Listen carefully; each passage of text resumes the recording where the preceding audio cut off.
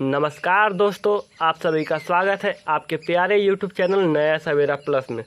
दोस्तों, यह video class 12 के फिजिक्स की फर्स्ट यूनिट जिसका नाम है विद्युत आवेश तथा क्षेत्र, उसका यह 9वां लेक्चर है। इससे पहले इस चैप्टर के 8 लेक्चर हो चुके हैं। जिन स्टूडेंटों ने अभी तक उन 8 लेक्चरों को नहीं देखा है तो सबसे पहले जा कर के वे लोग उन 8 लेक्चर को देखें। उन सभी का लिंक मैंने इस वीडियो के डिस्क्रिप्शन में डाल दिया है। वहां से आप लोग जा कर के एक एक करके उन सभी लेक्चरों को देख ले और उसके बाद इस लेक्चर को देखें, जिससे कि आप लोगों को यह लेक्चर अच्छी तरीके से समझ में आए। तो चलिए दोस्तों, देर न करते हुए वीडियो स्टार्ट करते हैं। देखिए दोस्तों, हमने कल के वीडियो में मतलब लेक्चर 8 में हमने देखा था विद्युतशीलता क्या होती है। वहाँ पर हम आप लोगों को विद्युतशीलता सिर्फ एक ही टॉपिक पढ़ाए थे, विद्युतशीलता, क्योंकि वहाँ पर मेरा जो स्वास्थ्य था वह ख़राब हो रहा था, गला बैठ रहा था, इसलिए मैं दूसरा टॉपिक जिसमें हमने कहा था कि वहाँ पर मतलब 8वें लेक्चर में ही पढ़ाने के लिए आपको कहा था कि अपेक्षिक विद्युतशीलता, लेकिन वहाँ पर मैंने नहीं पढ़ाया, तो उसको ही हम लोग आगे बढ़ाएंगे। अपेक्षिक विद्युतशीलता, देखिए, अपेक्षिक विद्युतशीलता को पढ़ाने से पहले हम आपको एक बार कल के टॉपिक को रिकॉल करा देते हैं। देखिए, हमने कल के टॉपिक में पढ़ाया था, कल के लेक्चर में आप लोगों को पढ़ाया था विद्युतशीलता। तो देख लेते हैं विद्युतशीलता होती क्या। एक बार फिर से हम आपको मतलब समझा दे रहे हैं। जिन स्टूडेंटों ने नहीं समझा होगा कि विद्युतशीलता क्या है, उन लोगों को फिर से मैं एक बार समझा देना चाहता हूँ कि विद्युतशीलता होती क्या है। देखिए, विद्युतशीलता को सबसे पहले तो हम लोग इंग्लिश में परमिटिविटी कहते हैं, इसको याद रख लीजिए। विद्युतशीलता को इंग्लिश में क्या कहते हैं? परमिटिविटी। तो अब देखते हैं विद्युतशीलता होता क्या है। देखिए दोस्तों, विद्युतशीलता जो होता है किसी भी माध्यम का एक गुण होता है। आप कोई भी माध्यम ले लीजिए, उसका एक गुण होगा। उसका मतलब विद्युतशीलता जो होगा एक गुण होगा। वह किस प्रकार का गुण होगा? विद्युतशीलता किस प्रकार का गुण है उस माध्यम का? देखिए, विद्युतशीलता जो है किसी भी माध्यम का एक ऐसा गुण है जिसमें मतलब उस माध्यम में हम लोग जब कोई आवेश को रखेंगे, जब दो आवेशों को या दो से अधिक आवेशों को रखेंगे, तो उनके बीच जो लगने वाला आकर्षण या प्रतिकर्षण बल होगा, इनके बीच जो लगने वाला आकर्षण या प्रतिकर्षण बल होगा, जो भी बल होगा, मतलब आकर्षण बल कब होगा? जब इन दोनों पर विपरीत आवेश का चिन्ह रहेगा तो आकर्षण बल होगा। और जब समान चिन्ह रहेंगे मतलब सजातीय आवेश रहेंगे तो उन पर प्रतिकर्षण बल लगेगा। तो जो इनके बीच लगने वाला आकर्षण या प्रतिकर्षण बल होगा विद्युतशीलता के कारण वह कम हो जाएगा। मतलब जितना बल लगना चाहिए था, मान लीजिए इस पर 5 न्यूटन का बल लगना चाहिए था, लेकिन उस माध्यम के गुण के कारण, कौन से गुण के कारण? विद्युतशीलता के कारण इस पर 4 न्यूटन का ही बल लगेगा। उम्मीद करता हूँ आपको विद्युतशीलता समझ में आ गया होगा।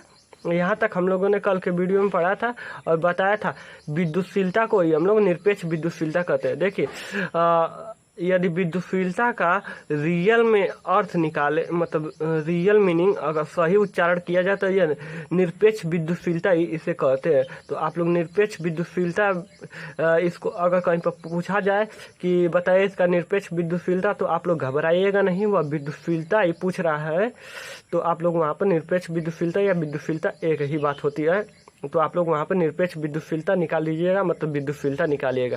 कैसे निकालेंगे विद्युतशीलता? तो जैसे जैसे हम लोग मतलब आज के वीडियो में जैसे जैसे आगे बढ़ेंगे तो आपको समझ में आ जाएगा कि निरपेक्ष विद्युतशीलता कैसे निकालते हैं। तो और हमने कल के वीडियो में देखा था, यह एक पॉइंट देखा था कि दो आवेश Q1 और Q2 थे जो r दूरी पर किसी अन्य माध्यम में रखे थे, जिसका विद्युतशीलता या फिर निरपेक्ष विद्युतशीलता एप्सिलॉन नियम था। तो उनके बीच जो लगने वाला बल Fm था K Q1 Q2 बटे के r स्क्वायर था। यह तो कूलाम के नियम से मतलब आया था, यह सूत्र जो था। तो फिर यहाँ पर K का मान क्या हो जाता था? 1/4 पाई एप्सिलॉन नियम। वहाँ पर जब हम लोग y या निर्वात में ले रहे थे तो वहाँ पर क्या हम लोग K का मान ले रहे थे? K का मान वहाँ पर ले रहे थे 1/4 पाई एप्सिलॉन नॉट। और एप्सिलॉन नॉट क्या था? एप्सिलॉन नॉट था आपका निर्वात की विद्युतशीलता थी, जिसका मान था 8.85 गुणे 10 की घात -12 कूलाम स्क्वायर प्रति न्यूटन मीटर स्क्वायर। वहाँ पर था जब वाई में ले रहे थे। तो यहाँ पर हम लोग क्या लेंगे, एप्सिलॉन नियम। जब किसी भी अन्य माध्यम में लेंगे तो एप्सिलॉन नियम होगा। इसका भी मान इसी की तरह कुछ ना कुछ होगा, वह क्वेश्चन में देगा या फिर आपको निकालने के लिए देगा। जैसे भी क्वेश्चन करेगा हम आपको जब न्यूमेरिकल बताएंगे, इसी वीडियो में हम आपको न्यूमेरिकल बताएंगे कुछ इस पर आधारित, तो वहाँ पर हम बताएंगे कैसे इसका मान निकलेगा या फिर कैसे यह दिया रहेगा, तो हम लोग न्यूमेरिकल को हल करेंगे। आप लोग घबराइएगा नहीं कि कैसे न्यूमेरिकल को हल करेंगे, फुल कॉन्सेप्ट के साथ हम आपको पढ़ाएंगे कि किस तरह से न्यूमेरिकल को हल करेंगे, किस तरह से थ्योरी को पढ़ेंगे। पूरा फुल कॉन्सेप्ट के साथ हम आप लोग पढ़ाएंगे।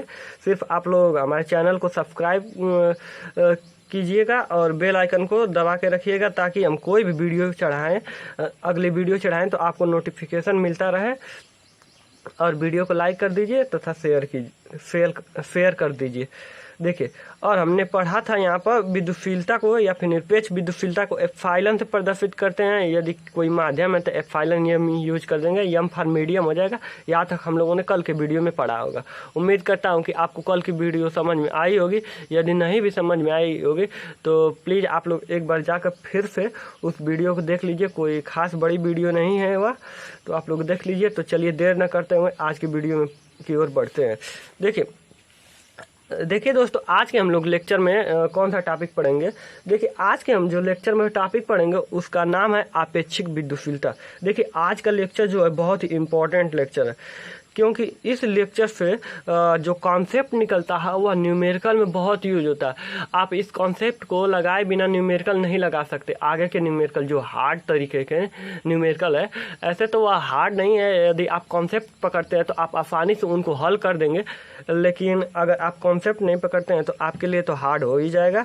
तो देखिए, आज का जो टॉपिक है बहुत ही मोस्ट इम्पॉर्टेंट है। यहाँ पर लिख दे रहे हैं मोस्ट इम्पॉर्टेंट यह टॉपिक है। देखिए, यह जो टॉपिक है उसका नाम है, हम लोग आज के लेक्चर में पढ़ेंगे आपेक्षिक विद्युतशीलता।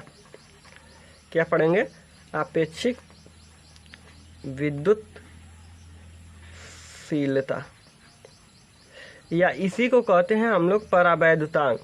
ज़्यादातर में आप लोगों को दोनों शब्दों का नाम सुनने को मिलेगा। आपेक्षिक वैद्युतशीलता क्वेश्चन में पूछ देगा, या फिर परावैद्युतांक। दरअसल में परावैद्युतांक ही ज़्यादा यूज करने को मिलेगा, लेकिन आपेक्षिक वैद्युतशीलता भी कहीं कहीं यूज करने को मिल जाएगा, मतलब लिखा हुआ मिल जाएगा। तो आप लोग समझ जाइएगा कि दोनों एक ही बात होते हैं। तो चलिए हम लोग देख लेते हैं आपेक्षिक विद्युतशीलता होती क्या। देखिए, आपेक्षिक विद्युतशीलता को यदि मैं अभी परिभाषित कर दूं तो आप लोगों को समझ में नहीं आएगा। तो सबसे पहले हम इसको परिभाषित नहीं कर रहे हैं, सबसे पहले हम इसका डेरिवेशन कर रहे हैं। देखिए, डेरिवेशन इसका इम्पोर्टेंट तो नहीं है, सिर्फ इसका जो कंक्लूजन मतलब निष्कर्ष जो निकलेगा वही इम्पोर्टेंट है इसका, क्योंकि उसी को हम लोग यूज करके न्यूमेरिकल में उसी का हम लोग यूज करेंगे। सिर्फ वही, और कोई पूछता भी नहीं है। सिर्फ इसका आपको लोग कॉन्सेप्ट जो हम लोग कॉन्सेप्ट अंत में निकालेंगे निष्कर्ष, वही आप लोग इम्पोर्टेंट है, आप लोगों की इम्पोर्टेंट है। आप लोग वही सिर्फ याद रखिएगा। या जो हम अभी निगमन करेंगे वह सिर्फ आप लोग परिभाषा के लिए निगमन कर रहे हैं। तो चलिए देर न करते हुए निगमन करते हैं। देखिए, मान लेते हैं हम लोग, देखिए नोट्स में आप लोग पूरा निगमन सहित आप लोगों को मिल जाएगा, सिर्फ हम यहाँ पर आप लोग समझाते हुए लिख रहे हैं। देखिए, मान लीजिए कोई दो बिंदु आवे से Q1 और Q2, कोई दो बिंदु आवे से, यहाँ पर Q1 है और यहाँ पर Q2 है, और इनके बीच की जो दूरी है वह R है। यहाँ तक आपको समझ में आ गया होगा। देखिए, दो बिंदु आवे से Q1 और Q2, इनकी बीच की दूरी है R। देखिए, सबसे पहला हम लोग कंडीशन ले रहे हैं केस 1 में, इनको क्या कर रहे हैं हम लोग निर्वात में रख रहे हैं, निर्वात या वायु में रख रहे हैं। यहाँ पर मान लीजिए वायु या निर्वात है, दिखाई दे रहा होगा। देखिए, यहाँ पर वायु या निर्वात है, यहाँ पर लिख दे रहे हैं वायु या निर्वात। यहाँ पर लिख दे रहे हैं क्या, वायु हम लिख दे रहे हैं या फिर निर्वात। इसमें हम लोग आवेश को रख दे रहे हैं, यहाँ पर Q1 रख दिए, यहाँ पर Q2 रख दिए। इनके बीच की दूरी R है। तब इनके बीच लगने वाला जो बल कितना हो जाएगा, हम F0 से प्रदर्शित कर रहे हैं। मान लीजिए यहाँ पर F0 लिख दिए निर्वात के लिए, तो यहाँ पर 1/4 pi epsilon not into Q1 Q2 बटे के R²। उम्मीद करता हूँ यहाँ तक आप लोगों को कोई समस्या नहीं आई होगी। इसको समीकरण नंबर फर्स्ट ले लीजिए, या केस फर्स्ट था।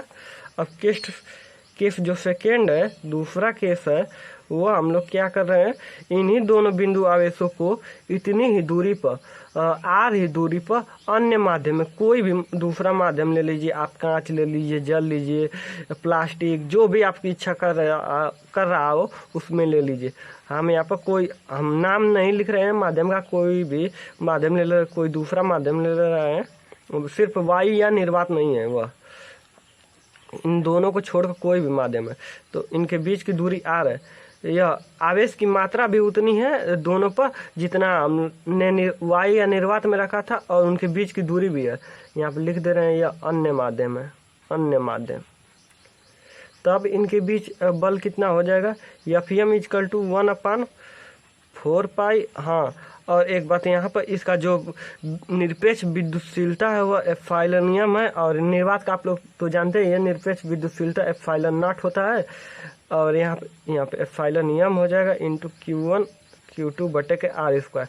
उम्मीद करता हूँ यहाँ तक आप लोगों को समझ में आया होगा। यह तो आप लोग कूलाम के नियम से, जब कूलाम का नियम पढ़ाए थे तो उसमें हम कूलाम का सूत्र, जो मतलब कूलाम बल का सूत्र निकालते हैं, वहाँ से हमने यहाँ पर वायु या निर्वात में रखे हैं, तो यहाँ इसका उस सूत्र को हम लिखे हैं, वहाँ से हम इस कॉन्सेप्ट को लगाए हैं। और यह कल के वीडियो से है, जो हमने पढ़ाया था कल के वीडियो में, वहाँ से। तो यहाँ तक आप लोगों को समझ में आया होगा। यहाँ तक मुझे उम्मीद है कि आप लोगों को कोई डाउट नहीं हुआ होगा। तो अब क्या करते हैं, समीकरण एक में 2 से भाग कर दे रहे हैं। देखिए, इस तरह भाग का हम चिन्ह बना दे रहे हैं। आप लोगों को अगर लिखना होगा तो आप लोग लिखिएगा समीकरण 1 में 2 से भाग करने पर। देखिए, हम पूरा आप लोगों को इसका नोट्स अच्छे तरीके से पूरा लिख कर आप लोगों को प्रोवाइड करेंगे, जो इसकी जस्ट बाद वीडियो अपलोड कर दी जाएगी। कुछ सेकंड का रहेगा, वह हो सकता है 20 सेकंड 19 सेकंड ऐसे करके रहेगा। तो उसमें पूरा आप लोगों को जो कल का लेक्चर है और आज का लेक्चर 8वां और 9वां दोनों का एक ही में रहेगा, वह पूरा नोट्स। तो वहाँ से आप लोग पूरा उसका नोट्स ले लीजिएगा, यूट्यूब पर ही मिलेगा आपको वीडियो के रूप में। तो देखिए, हम लोग क्या करते हैं, भाग कर दिए। तो देखिए, इसमें जब भाग करेंगे, F0 है यह, और यहाँ पर Fm है, बराबर 1/4 pi epsilon not into Q1 Q2 बटे के R स्क्वायर हो जाएगा। और यहाँ पर क्या हो जाएगा, 1/4 पाई एप्सिलॉन नियम इंटू Q1 Q2 बटे के R स्क्वायर। देखिए, यह इससे पूरा कट जाएगा, Q1 Q2 बटे के R स्क्वायर, Q1 Q2 बटे के R स्क्वायर से कट जाएगा, और 1/4 पाई और 1/4 पाई पूरा कट जाएगा। तो यहाँ से क्या निकल के आएगा आप लोगों का, F0/Fm बराबर आपका आ जाएगा, यह जो ये एप्सिलॉन है यह ऊपर चला जाएगा, और एप्सिलॉन नॉट 1 बटे मतलब हर में है तो ये हर में आ जाएगा। तो एप्सिलॉन बटे के एप्सिलॉन नॉट। तो देखिए, यह आपका निष्कर्ष निकल के आया है, यही आपका निष्कर्ष। और इसी को हम लोग कहते हैं परावैद्युतांक एप्सिलॉन आर से प्रदर्शित कर दीजिए, या फिर कैपिटल के से। देखिए, यहाँ पर कैपिटल के हम लोगों ने यूज किया है। यहाँ पर जो यूज होता है, यहाँ पर 1/4 पाई एप्सिलॉन नॉट, देखिए दिख रहा होगा, इसका जो हम लोग यूज करते हैं, यहाँ पर हम लोग करते हैं स्मॉल के का यूज करते हैं। तो आप लोग ध्यान से देखिएगा, यहाँ पर स्मॉल के यूज होता है, यहाँ पर कैपिटल के यूज होता है। कोई किताब एप्सिलॉन आर यूज करता है और कोई किताब कैपिटल के।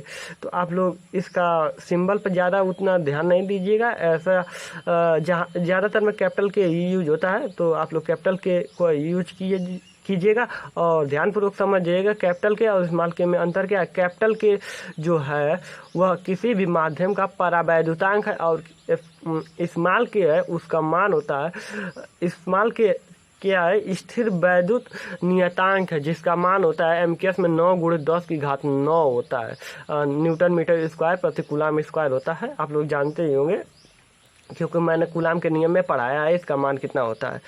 तो देखिए, यह आपका निष्कर्ष निकल के आया है, यही हेड है एकदम पूरा, इसी का निचोड़ है। इसको आप लोग ध्यान में रखिएगा।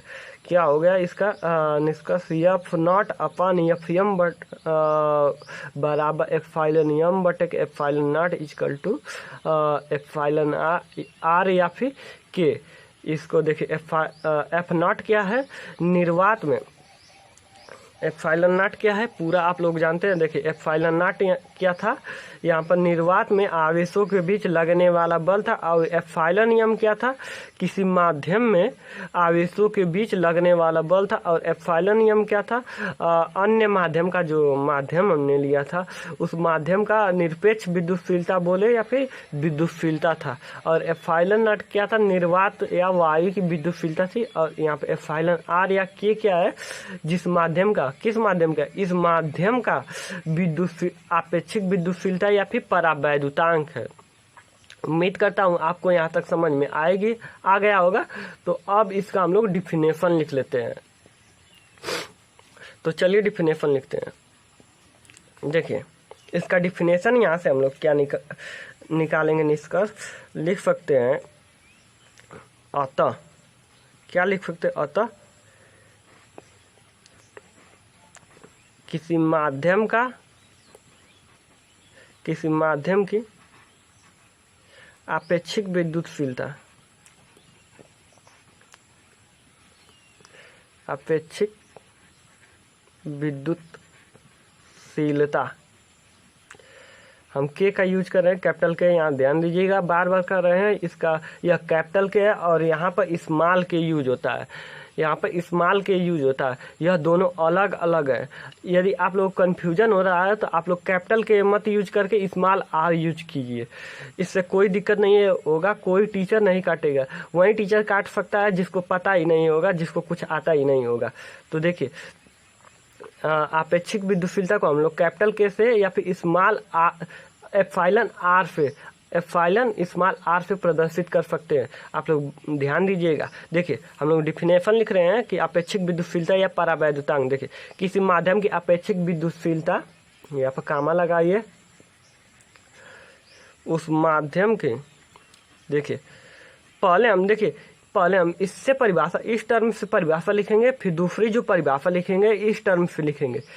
तो देखिए दो परिभाषा लिखेंगे, आप लोगों को जो इच्छा होगी उसको याद कर लीजिएगा। याद करने की आवश्यकता नहीं है, आप लोग समझ जाएंगे तो आप स्वयं ही परिभाषा बना सकते हैं। देखिए हम परिभाषा लिख रहे हैं और आपको बताएंगे कैसे परिभाषा आप लोग बनाएंगे। तो देखिए हम लिख रहे हैं, परिभाषा पर लिख ले रहे हैं। किसी माध्यम की आपेक्षिक विद्युतशीलता उस माध्यम की विद्युतशीलता एप्सिलॉन नियम तथा निर्वात या वायु की विद्युतशीलता एप्सिलॉन नॉट के अनुपात के बराबर होता है, के बराबर होता है। देखिए हमने क्या लिखा, किसी माध्यम की आपेक्षिक विद्युतशीलता, आपेक्षिक विद्युतशीलता या फिर परावैद्युतांक। आपेक्षिक विद्युतशीलता यही है, देखिए यहाँ से हम इसी को आपेक्षिक विद्युतशीलता या परावैद्युतांक कर रहे हैं, एप्सिलॉन आर या फिर के को।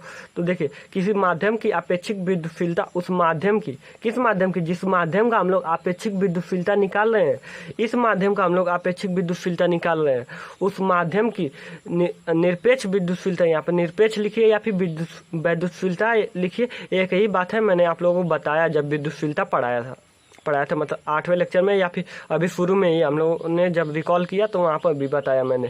तो देखिए हमने क्या कहा, किसी माध्यम की आपेक्षिक विद्युतशीलता उस माध्यम की विद्युतशीलता तथा निर्वात की विद्युतशीलता के अनुपात के बराबर होता है। तो देखिए हम लोग इसका परिभाषा क्या बना दिए। देखिए आप लोग इस परिभाषा को मत देखिए, देखिए फिर से आप लोगों को अगर बनाना हो तो क्या कैसे बनाएंगे, किसी माध्यम की विद्युतशीलता, या इस तरह भी आप बता सकते हैं, माध्यम की निरपेक्ष विद्युतशीलता तथा निर्वात की विद्युतशीलता के अनुपात को हम लोग के अनुपात को उस माध्यम का परावैद्युतांक कहते हैं। या फिर से सुन लीजिए एक बार, माध्यम की निरपेक्ष विद्युतशीलता या फिर माध्यम की विद्युतशीलता तथा निर्वात या वायु की विद्युतशीलता के अनुपात को उस माध्यम की आपेक्षिक विद्युतशीलता या परावैद्युतांक कहते हैं। उम्मीद करता हूँ आप लोग भी परिभाषा बनाने सीख लिए होंगे। तो चलिए हम लोग दूसरा इसका परिभाषा देख लेते हैं। देखिए दूसरा जो परिभाषा है यह थोड़ा इससे बड़ा है, लेकिन आप लोग कॉन्सेप्ट अगर लगाएंगे, थोड़ा समझने की कोशिश करेंगे तो आप लोग इसको भी आसानी से बना लेंगे। और आप लोग भी आप इसको याद करेंगे, समझ लेंगे तो आप लोग भूलेंगे नहीं और हमेशा के लिए आप लोग बना सकते हैं, कभी भी और कहीं पर भी। तो चलिए इसको हम लोग सबसे पहले इसका लिख लेते परिभाषा।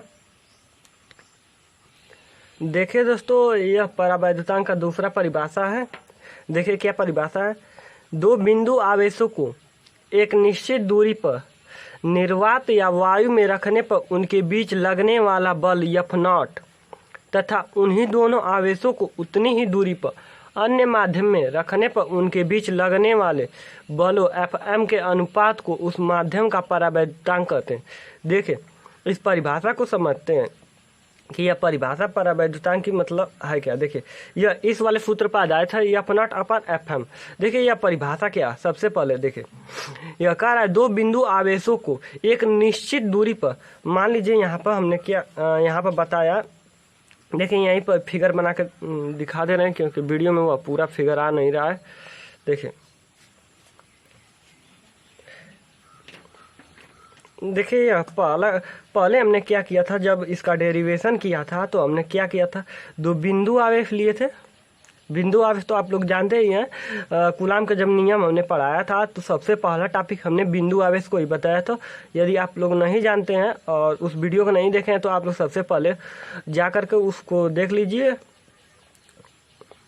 तो देखिए यह कह रहा है दो बिंदु आवेश, मान लीजिए Q1 और Q2 दो बिंदु आवेश है, उनके बीच की दूरी r है। देखिए यह कह रहा है दो बिंदु आवेशों को एक निश्चित दूरी पर, या दो बिंदु आवेश है उनको एक निश्चित दूरी मान लिया हमने, उनके बीच की दूरी r है। दो बिंदु आवेशों को एक निश्चित दूरी पर निर्वात में, हमने यहाँ पर निर्वात मान लीजिए मीडियम है, यह निर्वात माध्यम, निर्वात में रखने पर उनके बीच जो लगने वाला बल, उनके बीच जो लगने वाला बल है, इनके बीच लग रहा है बल F0 मान लीजिए। तो देखिए यहाँ पर हमने निर्वात में क्या किया, दो बिंदु आवेशों Q1 और Q2 ले लिया, उनके बीच की दूरी r ले लिया, और r लिया तो उनके बीच हमने देखा बल F0 लग रहा है। फिर उन्हीं बिंदु आवेशों को दूसरे माध्यम में हम लोगों ने रख दिया, अन्य माध्यम में जब रखा, इन्हीं आवेशों को इतनी ही मात्रा के जितने यह थे Q1 और Q2 को रख दिया और इतनी ही दूरी पर r ही दूरी पर रख दिया। तो हमने देखा कि इनके बीच जो बल Fm लग रहा है, तो इन दोनों का जो अनुपात है उसे ही हम लोग परावैद्युतांक कहते हैं। तो यही परिभाषा कह रहा है कि दो बिंदु आवेशों को एक निश्चित दूरी पर, देखिए दोनों बिंदु आवेश है, उन दोनों को एक निश्चित दूरी पर निर्वात या वायु में रखने पर उनके बीच लगने वाला बल F0, तो यहाँ पर F0 लग रहा है, तथा इन्हीं दोनों आवेशों को उतनी ही दूरी r पर अन्य माध्यम में रखने पर, इस अन्य माध्यम में रखने पर उनके बीच लगने वाला बल Fm के अनुपात को उस माध्यम का परावैद्युतांक, इस माध्यम का, यह दूसरा वाला जो माध्यम, उस माध्यम का हम लोग परावैद्युतांक एप्सिलॉन r कहते हैं, या फिर इसी को हम लोग कैपिटल K भी से भी निरूपित करते हैं। उम्मीद करता आपको यह परिभाषा समझ में आ गया होगा कि किस तरह से हम लोग अपने परिभाषा को बनाएंगे। देखिए आप लोगों को परिभाषा बनाना होगा तो आप लोग क्या कहेंगे, दो बिंदु आवेशों को, यहाँ से देखिए इस पर ध्यान मत दीजिएगा, देखिए यहाँ से देखिए क्या कहेंगे, दो बिंदु आवेशों, यदि आप लोगों को यह फिगर याद है तो आप लोग बना लेंगे परिभाषा। देखिए आप लोग कैसे बनाएंगे, यह फिगर आप लोगों को याद हो गया होगा। तो देखिए सबसे पहले अगर कोई भी परिभाषा अगर पूछ रहा हो, आपको याद नहीं हो, तो आप लोग सबसे पहले आप अपने दिमाग में इन दोनों फिगर को बना लीजिए। सबसे पहले आप लोग यह फार्मूला याद रखिएगा, F0 अपन Fm बराबर होता है K का मतलब होता है परावैद्युतांक या फिर अपेक्षिक विद्युतशीलता, इसको याद रखिएगा यहाँ पर। और इसमें एप्सिलॉन नियम ऊपर होता है, देखिए यहाँ पर जो माध्यम होता है वह ऊपर होता है और इसमें नीचे होता है, एप्सिलॉन नॉट यहाँ पर नीचे होता है, मतलब निर्वात जो होता है यहाँ पर नीचे होता है, और इसमें बल वाले में निर्वात का जो बल होता है वह ऊपर होता है, और माध्यम का जो बल होता है वह नीचे होता है। तो आप लोग इस फार्मूले को पहले बहुत ही ध्यानपूर्वक याद रखिएगा। फिर उसके बाद आप लोग इसका डिफिनेशन किसी पर के आधार पर भी बना सकते हैं। तो देखिए हमने इसके आधार पर, माध्यम के आधार पर, जो मतलब विद्युतशीलता के आधार पर, तो हम लोगों ने परिभाषा इसका बनाना सीख लिया कि माध्यम की विद्युतशीलता तथा निर्वात की विद्युतशीलता के अनुपात को उस माध्यम का परावैद्युतांक कहते हैं। और बल के आधार पर हम लोग देख रहे हैं। तो देखिए बल के आधार पर यदि कोई परिभाषा पूछता है तो आप लोग बताएंगे, तो सबसे पहले आप लोगों को कोई दिमाग में फिगर या दोनों इमेज बनना चाहिए, इमेज बन जाना चाहिए। उसके बाद आप लोगों को बताना होगा कि दो बिंदु आवेश, देखिए आपको बताना होगा कि दो बिंदु आवेशों को एक निश्चित दूरी पर, क्योंकि आप लोग जब भी बल निकालते हैं तो दो बिंदु आवेश रहते हैं और उनको कुछ ना कुछ दूरी पर रखते ही हैं। तो आप लोग बताएंगे कि दो बिंदु आवेशों को एक निश्चित दूरी पर निर्वात में रखने पर उनके बीच लगने वाला बल तथा उन्हीं आवेशों को उतनी ही दूरी पर किसी अन्य माध्यम में रखने पर उनके बीच लगने वाले बल के अनुपात को उस माध्यम का परावैद्युतांक कहते हैं। एक बार फिर से सुन लीजिए। दो बिंदु आवेशों को, देखिए दो बिंदु आवेश, जब भी बल निकालना होगा आवेशों के बीच तो दो बिंदु आवेश रहेंगे, दो बिंदु आवेश या फिर दो आवेश रहेंगे, उनके बीच कुछ ना कुछ दूरी होगी। तो आप लोग बोलेंगे दो बिंदु आवेशों को एक निश्चित दूरी पर निर्वात या वायु में रखने पर उनके बीच लगने वाला बल तथा उन्हीं बिंदु आवेशों को किसी अन्य माध्यम में उतनी ही दूरी पर रखने पर उनके बीच लगने वाले बलों के अनुपात को उस माध्यम का परावैद्युतांक कैपिटल के या फिर एप्सिलॉन आर कहते हैं। उम्मीद करता हूँ आपको भी परिभाषा बनाने आ गया होगा। तो आप परिभाषाओं को रटिए मत, स्वयं से बनाने का प्रयास कीजिए। देखिए फिजिक्स को रटना नहीं, समझना चाहिए। फिजिक्स रटने से नहीं, समझने से आती है। कुछ टर्म्स होते हैं जो रटने पड़ते हैं, लेकिन फिजिक्स को 99% समझना पड़ता है, रटना 1% सिर्फ पड़ता है। तो उम्मीद करता हूँ आपको परावैद्युतांक समझ में आ गया होगा। तो हम कुछ नोट पॉइंट लिखे हैं, उसको हम आप समझा दे रहे हैं कि नोट पॉइंट में समझाना क्या है। नोट पॉइंट को तो याद रखना होता है। तो देखिए नोट पॉइंट है कुछ। देखिए दोस्तों, नोट पॉइंट की ओर बढ़ने से पहले हम लोग देख लेते हैं कि जो विद्युतशीलता थी कल के लेक्चर में हमने देखा था, वह किस प्रकार से आवेशों के बीच लगने वाले बलों को कमजोर कर दे रहा है। उसको हम लोग मैथमेटिकल देख लेते हैं। तो यहाँ से आप लोग पूरा अच्छी तरीके से समझ में आ जाएगा कि विद्युतशीलता की परिभाषा किस प्रकार से उत्पन्न हुई है। देखिए आप लोग जानते हैं कि यह जो मतलब किसी माध्यम में रखने पर किसी आवेशों पर बल जो होता है, यहाँ पे स्केच चेंज कर रहे हैं। देखिए 1/4 पर एप्सिलॉन इंटू Q1 Q2 बट्टे के R² होता है। तो यहाँ से एप्सिलॉन का आप लोग मान क्या निकाल सकते हैं, तो यहाँ से आप लोग एप्सिलॉन का मान निकाल सकते हैं। यहाँ तो हम निकाल दे रहे हैं क्योंकि जगह कम है। एप्सिलॉन और एप्सिलॉन नॉट इधर पक्षांतर हो जाएगा, तो हम लोग के यूज कर रहे हैं क्योंकि दो एप्सिलॉन हो जाएगा तो आप लोग कन्फ्यूज हो जाएंगे। के इंटू एप्सिलॉन नॉट। तो देखिए यहाँ पर जो बल रहेगा, यहाँ पर अब एप्सिलॉन का मान यहाँ पर के इंटू एप्सिलॉन नॉट लिख सकते हैं। तो 1/4 pi epsilon not into 1/k को हम लोग के को अलग कर दे रहे हैं, और यह Q1 Q2 अपने स्थान पर रहेंगे, Q1 Q2 बटे के R²। तो यहाँ से क्या हो जाएगा, देखिए 1/4 पाई एप्सिलॉन नॉट और Q1 Q2 बटे के R²। आप लोग जानते क्या है, यह जो होता है यहाँ से निर्वात में लगने वाला बल होता है। वायु या निर्वात में जब आवेशों को रखते हैं तो उस समय लगने वाला बल होता है। देखिए यहाँ से दिख रहा होगा, देखिए यहाँ से 1/4 pi epsilon not Q1 Q2 बटे के R²। तो यहाँ पर 1/4 पाई एप्सिलॉन नॉट है और Q1 Q2 बटे के R² है। तो यहाँ से F नॉट लिख सकते हैं और K। तो देखिए यहाँ से क्या होगा, F बराबर यह होगा। तो देखिए के का मान कुछ ना कुछ होगा, हो सकता है 2 हो, 3 हो, 5 हो, 10 हो, कुछ भी हो सकता है। तो देखिए यहाँ पर जो F नॉट होगा, तो देखिए यहाँ पर यह जो बल है जो F आया है वह हमेशा F नॉट से हमेशा कम होगा। जैसे मान लीजिए यहाँ पे हम, जैसे मान लीजिए यहाँ पर हमने लिख दिया 5 बराबर 10/2। देखिए यह 10 जो है 5 से बड़ा है, मतलब 5 हमेशा 10 से कम है। तो उसी तरह से यहाँ पे आप कंपेयर कर सकते हैं, या 5 है या 10 है या 2 है। तो देखिए जब 10 में हम लोग 2 से भाग करेंगे तभी 5 आ सकता है। तो उसी प्रकार से मतलब किसी भी संख्या में जब हम लोग भाग करेंगे तो हमें किसी भी संख्या का भाग देंगे तो हमेशा उसका जो मान होगा छोटा ही प्राप्त होगा। तो इस तरीके से यह जो बल एफएम आएगा हमेशा एफ नॉट से कुछ ना कुछ कम आएगा, कुछ ना कुछ कम आएगा। तो आप लोगों को समझ में आ गया होगा कि विद्युतशीलता जो होता है किस प्रकार से बल को, दो बिंदु आवेशों के बीच लगने वाले बल को कमजोर या फिर कम कर देता। तो यहाँ से आप लोग विद्युतशीलता का कॉन्सेप्ट भी क्लियर हो गया होगा और आप लोगों को परावैद्युतांक भी समझ में आ गया होगा।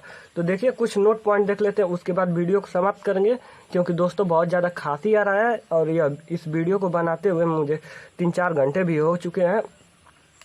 और जो इसके न्यूमेरिकल है मैं उसको अगली कक्षा में लाऊंगा। तो देख लेते हैं नोट पॉइंट। तो चलिए देखते हैं। देखिए दोस्तों सबसे पहला इसका जो नोट पॉइंट होता है के, कैपिटल के मतलब परावैद्युतांक। यहाँ पर हम लिख दे रहे हैं परावैद्युतांक। जो परावैद्युतांक का मान होता है किसी भी माध्यम के लिए, निर्वात लीजिए, कांच लीजिए, प्लास्टिक ले लीजिए, जल लीजिए, कोई भी माध्यम ले लीजिए, हमेशा उसका जो मान होता है के का मान हमेशा 1 के बराबर होगा या फिर 1 से बड़ा होगा। यहाँ पर आप लोग समझ लीजिए। देखिए के या फिर के कैपिटल के मतलब परावैद्युतांक या फिर अपेक्षिक विद्युतशीलता जो होता है उसका मान जो होता है हमेशा के या 1 के बराबर या फिर 1 से बड़ा होता है। देखिए यह बहुत ही मोस्ट इम्पॉर्टेंट है। यह पूछ देगा आप लोगों को ऑप्शन में दे करके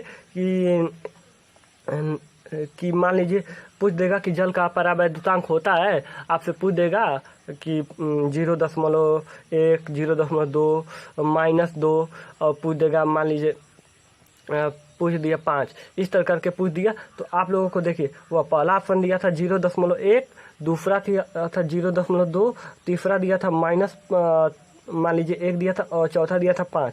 तो देखिए हमने क्या बताया यहाँ पर, के का जो मान होता है परावैद्युतांक का मान वह 1 से छोटा नहीं हो सकता। 0.1 1 से छोटा है, यह ऑप्शन चला जाएगा। दूसरा 0.2 यह अभी छोटा है, चला जाएगा। और -1 तो वह तो छोटा है, ऐसे यह 1 से यह भी चला जाएगा। तो आपका कौन सा ऑप्शन 5 जो है 1 से बड़ा है, तो यह आपका राइट आंसर हो जाएगा। इस तरह से ऑप्शन से आपको मतलब इस नोट पॉइंट से आपको इस तरह से क्वेश्चन पूछता है। यह कंपटीशन में भी पूछता है। इसको इस नोट पॉइंट को हल्के में मत लीजिएगा, इसको ध्यान पूर्वक रखिएगा कि परावैद्युतांक का मान हमेशा सदैव 1 के बराबर या फिर 1 से बड़ा होता है। देखिए 1 किसके लिए होता है, जो दूसरा आपका नोट पॉइंट है वह 1 जो होता है आपका दूसरा जो नोट पॉइंट है 1 निर्वात के लिए होता है, 1 निर्वात के लिए होता है। और वायु के लिए भी यही होता है। वायु के लिए अगर रियल में देखा जाए तो वह होता है 1.00059 होता है, जो लगभग 1 के बराबर होता है। इसीलिए वायु या निर्वात का जो परावैद्युतांक होता है हमेशा 1 लिया जाता है। और तीसरा जो मतलब इसी में हम ले रहे हैं कोई मतलब कुछ माध्यम है जिनके परावैद्युतांक कितने हैं।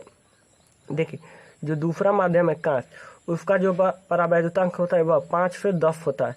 यहाँ पर समझ जाइएगा यह 5 से 10 होता है। और तीसरा है जल जो होता है उसका होता है 80 होता है, इस तरह। और चौथा जो होता है यह इम्पोर्टेंट है। चौथा जो इसका है मतलब यह पहला हो गया या दूसरा हो गया या तीसरा हो गया और चौथा हो गया आपका धातु। कोई भी धातु का मतलब हो गया जैसे कोई भी धातु, लोहा, सोना, चांदी, कुछ भी हो गया, उसका जो परावैद्युतांक होता है अनंत। यह मोस्ट इम्पॉर्टेंट है, यह भी पॉइंट है। देखिए यह भी मोस्ट इम्पॉर्टेंट पॉइंट है। ये पूछ देगा कि धातु का परावैद्युतांक होता है 2, 3, 5 अनंत, इस तरह करके पूछ देगा। तो आप लोगों को टिक करना होगा धातु का परावैद्युतांक अनंत होता है। तो इस तरह से यह मोस्ट इम्पॉर्टेंट पॉइंट है। और एक बात और मतलब एक खास बात जो यह भी नोट पॉइंट है, यह न्यूमेरिकल में बहुत ज़्यादा आप लोगों को हेल्प करेगी। इस नोट पॉइंट को याद रखिएगा, क्योंकि इस नोट पॉइंट पर हम जब कल न्यूमेरिकल आप लोगों को बताएंगे तो धड़ाधड़ उससे इस नोट पॉइंट से आप लोगों को न्यूमेरिकल लगाएंगे। देखिए इस न्यूमेरिकल में आप लोग इस नोट पॉइंट में है आप लोगों को क्या है। देखिए यह नोट पॉइंट क्या है, आवेशों के बीच का माध्यम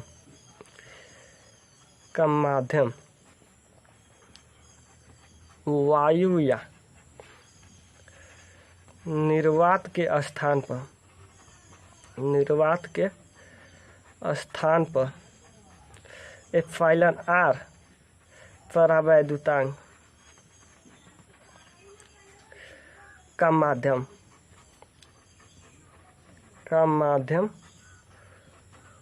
हो तब इनके बीच बल